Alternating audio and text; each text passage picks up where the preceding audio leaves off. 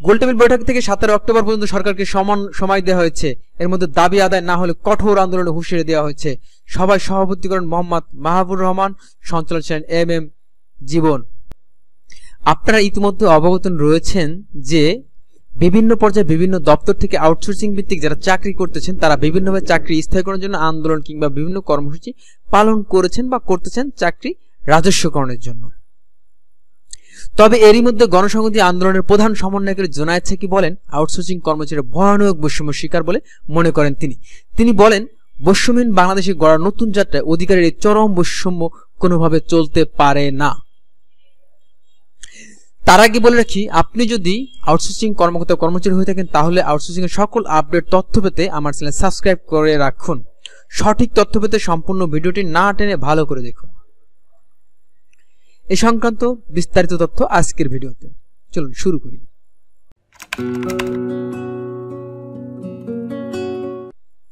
Outsourcing কর্মচারী ভয়ানক বৈষম্য শিকার বলে ব্যাখ্যা দিয়েছেন জোনায়েদ সাকি। জাতীয় প্রেস ক্লাবের কনফারেন্সের লাউঞ্জে বাংলাদেশ আউটসোর্সিং কর্মচারী কল্যাণ পরিষদের আয়োজনে গত 2 অক্টোবর এক গোলটেবিল বৈঠকে বক্তব্য দেন গণসংহতি আন্দোলনের প্রধান সমন্বয়কারী জোনায়েদ সাকি।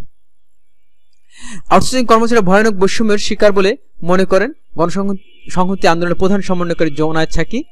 তিনি বলেন, বৈষম্যহীন বাংলাদেশ গড়ার নতুন যাত্রায় অধিকারের এই চরম বৈষম্য কোনোভাবে চলতে পারে না।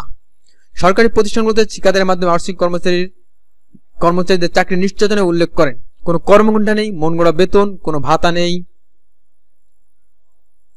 গত 2 অক্টোবর বিকেলে জাতীয় প্রেস ক্লাবের কনফারেন্স লাউঞ্জে বাংলাদেশ আউটসোর্সিং কর্মচারী কল্যাণ পরিষদের আয়োজনে এক গোলটেবিল বৈঠকে একথা বলেন গণসংহতি আন্দোলনের প্রধান সমন্বয়কারী জোনায়েদ সাকি।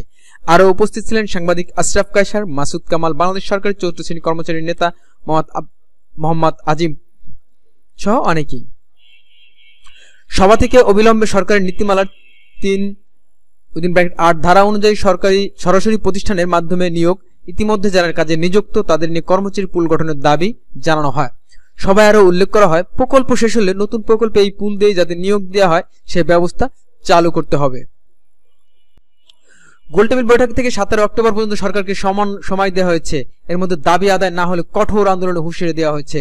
সভায় সভাপতি করেন মোহাম্মদ মাহবুর রহমান, সঞ্চালক ছিলেন এম জীবন। আউটসোর্সিংদের রাজস্বকরণের দাবি যৌক্তিক এবং তাদের দাবি মানতে হবে এমনটাই মনে করেন অনেকেই। আপনারা যারা এই আন্দোলনের সাথে একমত তারা কমেন্টে লিখুন, রাজস্ব করতে হবে, রাজস্ব করতে হবে।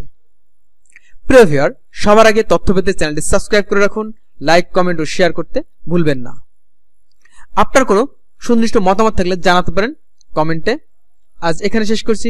সকলকে ধন্যবাদ।